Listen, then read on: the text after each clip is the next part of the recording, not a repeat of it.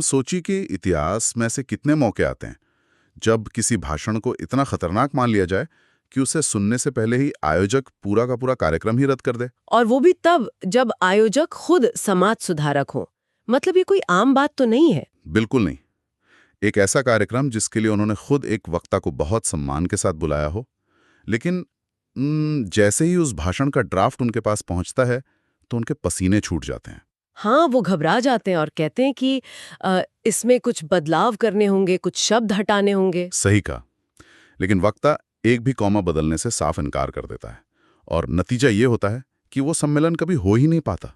लेकिन सबसे दिलचस्प बात तो ये है ना कि जो भाषण कभी किसी मंच से दिया ही नहीं गया, वो छपने के बाद भारतीय इतिहास के सबसे ज्यादा पढ़े जाने वाले और प्रभावशाली दस्तावेजों में से एक बन गया। एकदम सही। और आज की हमारी इस गहन चर्चा का विषय यही है।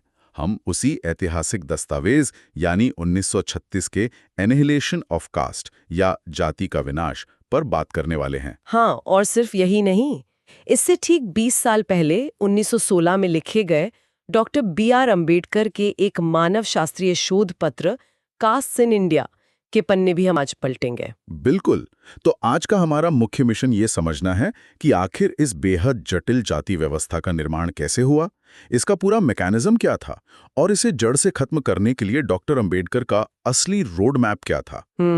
लेकिन आगे बढ़ने से पहले यहाँ एक बात स्पष्ट कर देना बहुत जरूरी है। इस चर्चा में उल्लेखित सभी विचार पूरी तरह से मूल स्रोत सामग्री पर आधारित हैं। हाँ, ये निष्पक्षता बहुत जरूरी है। बिल्कुल। हम यहाँ केवल इन ऐतिहासिक दस्तावेजों के भीतर जो विचार और विश्लेषण हैं, उन्हें श्रोताओं तक पहुँचाने का प्रयास कर रहे हैं।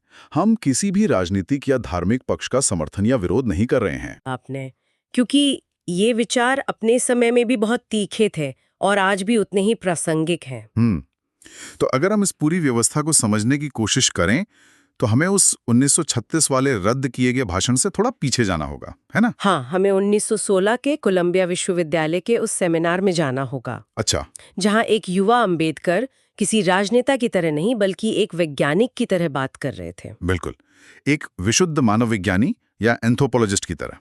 वो इस समस्या का एकदम वैज्ञानिक विश्लेषण कर रहे थे। तो मतलब अगर एक वैज्ञानिक के नजरिए से देखा जाए तो उन्होंने इस पूरी व्यवस्था की शुरुआत को कैसे समझाया?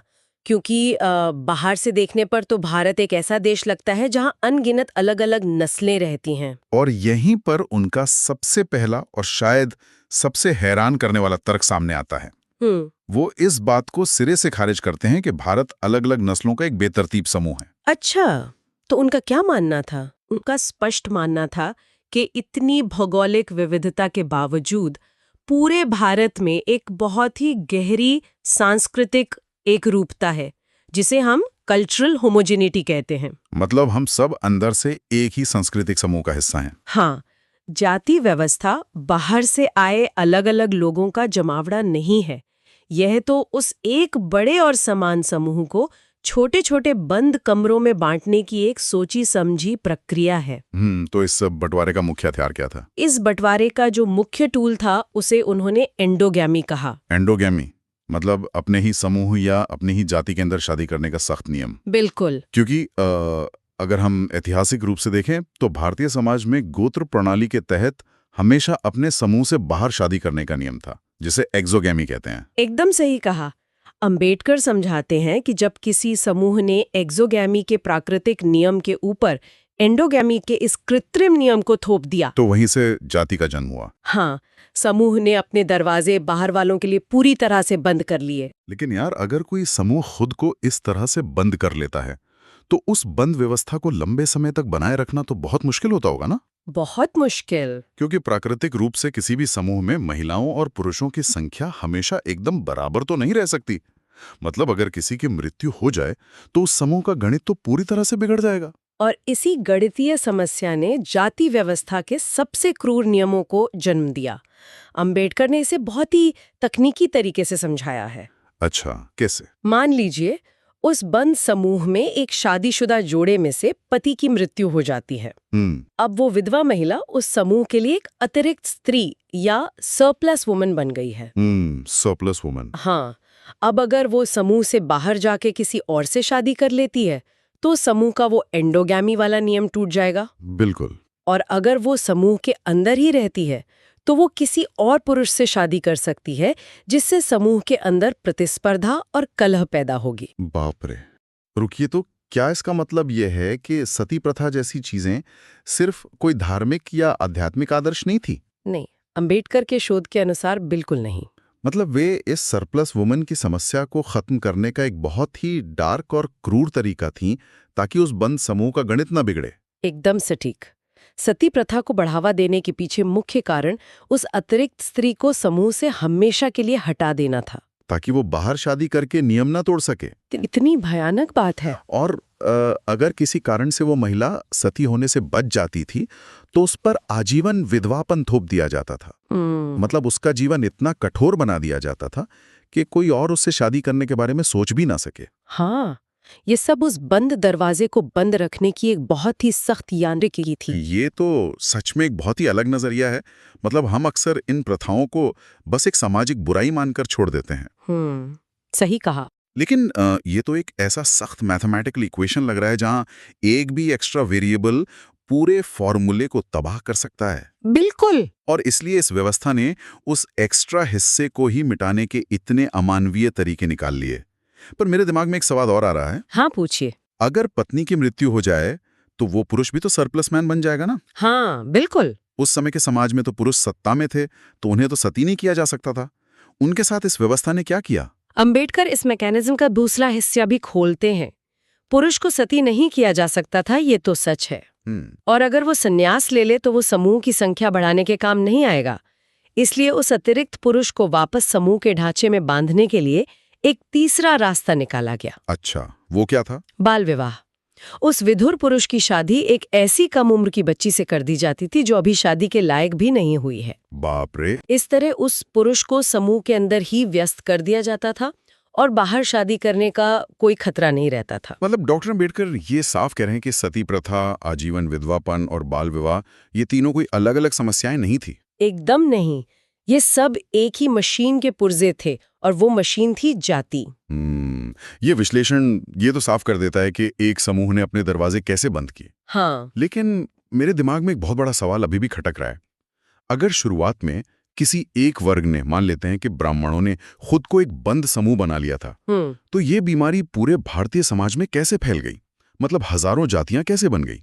क्या किसी एक व्यक्ति ने बैठकर ये सारे नियम बनाए थे? डॉक्टर अंबेडकर इस विचार को पूरी तरह से मूर्खतापूर्ण मानते हैं। अक्सर ये कहा जाता है कि मनु जैसे किसी एक महान कानून निर्माता ने अकेले बैठकर 4000 जातियां बना दी। हाँ, अक्सर यही सुनने को मिलता है। लेकिन अंबेडकर कहते हैं कि यह मानव स्वभाव और समाजशास्त्र के हिसाब से पूरी तरह असंभव है। मतलब कोई एक व्यक्ति इतना बड़ा सामाजिक ढांचा खड़ा ही नहीं कर सकता। बिल्कुल। जातियों का यह विस्तार मुख्य रूप से 2 प्रक्रियाओं से हुआ, एक मनोवैज्ञानिक और दूसरी यांत्रिक। मनोवैज्ञानिक प्रक्रिया से उनका क्या मतलब था? क्योंकि ये समझना थोड़ा मुश्किल है कि निचले वर्गों ने खुद पर अत्याचार करने वाली व्यवस्था को अपना क्यों लिया होगा। इसके लिए अंबेडकर एक फ्रांसीसी समाजशास्त्री गैब्रियल टाडे के सिद्धांत का हवाला देते हैं। इसे नकल का संक्रमण या इन्फेक्शन ऑफ इमिटेशन कहा गया है। नकल का संक्रमण? हाँ, जब कोई एक समूह समाज में खुद को सबसे ऊंचा घोषित कर देता है और उसके पास सत्ता और ज्ञान दोनों होते हैं, तो बाकी लोग उसकी नकल करने लगते हैं। बिल्कुल। समाज के बाकी वर्ग अवचेतन रूप से उसी की नकल करने लगते हैं। जो वर्ग ब्राह्मणों के जितने करीब थे, उन्होंने सामाजिक प्रतिष्ठा पाने की होड़ में उतनी ही सख्ती से सती प्रथा और बाल विवाह जैसी प्रथाओं की नकल करना शुरू कर दिया। अच्छा, उन्हें लगा कि इन नियमों को अपनाकर वे भी ऊंचे दर्जे में शामिल हो जाएंगे। हाँ, ये एक तरह का सामाजिक संक्रमण था। यार, ये तो वही बात हो गई ना, जैसे आज के दौर में इंटरनेट पर कोई वायरल ट्रेंड शुरू होता है। एकदम सही उपमा है। कोई बहुत प्रभावशाली व्यक्ति कोई अजीब सा ट्रेंड शुरू करता है और फिर बाकी सब बिना सोचे समझे उसे कॉपी करने लगते हैं ताकि वे भी उस एलीट क्लब का हिस्सा दिख सकें। बिल्कुल ऐसा ही हुआ था।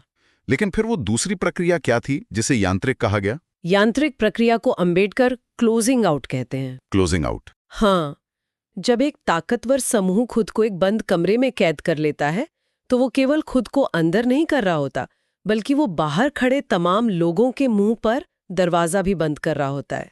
तो जो लोग बाहर रह गए वे एक अजीब सी स्थिति में आ जाते हैं। बिल्कुल। उनके पास कोई तय सामाजिक ढांचा नहीं बचता। इसलिए मजबूरन उन्हें भी अपने अपने छोटे छोटे बंद समूह बनाने पड़ते हैं। मतलब एक दरवाजा बंद होने से एक चेन रिएक्शन शुरू हो गया। हाँ, और इस चेन रिएक्शन ने पूरे भारतीय समाज को अनगिनत छोटे छोटे बंद कमरों या वाटर टाइट कंपार्टमेंट्स में बांटकर रख दिया। क्या बात है।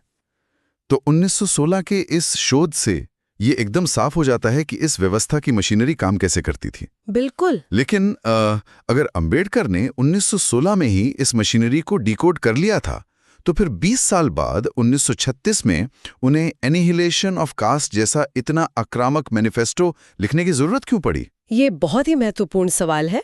मतलब सिर्फ बीमारी का कारण बता देना काफी क्यों नहीं था? क्योंकि इन 20 सालों में भारत की राजनीतिक हवा पूरी तरह से बदल चुकी थी। 1936 तक आते आते आज़ादी की लड़ाई अपने चरम पर थी। हाँ। और उस समय राष्ट्रवादियों और समाज सुधारकों के बीच एक बहुत तीखी बहस चल रही थी। अच्छा, कैसी बहस? नेशनल कांग्रेस का कहना था कि पहले हमें अंग्रेजों से राजनीतिक आज़ादी मिलनी चाहिए, सामाजिक सुधार बाद में होते रहेंगे। और दूसरे पक्ष का क्या मानना था? सोशल कॉन्फ्रेंस का मानना था कि पहले समाज की कमियों को दूर करना होगा। डॉक्टर अंबेडकर इस बात पर एकदम अड़े हुए थे कि बिना सामाजिक सुधार के कोई भी राजनीतिक आज़ादी पूरी तरह से खोखली साबित होगी।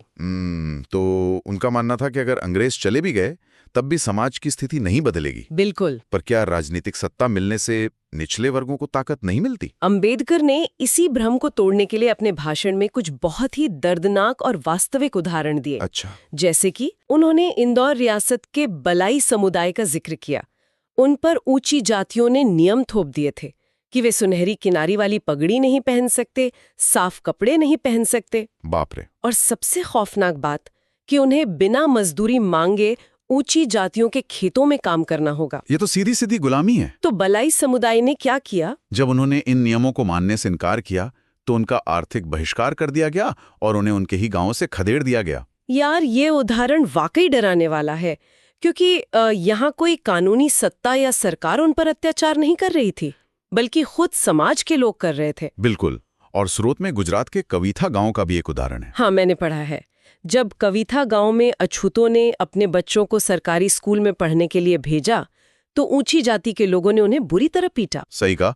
और जयपुर रियासत के चकवाड़ा गांव की घटना तो पूरी तरह से ये साबित कर देती है कि बात सिर्फ गरीबी या अमीरी की नहीं थी। चकवाड़ा गांव वाली घटना, जहां एक अछूत व्यक्ति तीर्थ यात्रा से लौटा था ना। हाँ।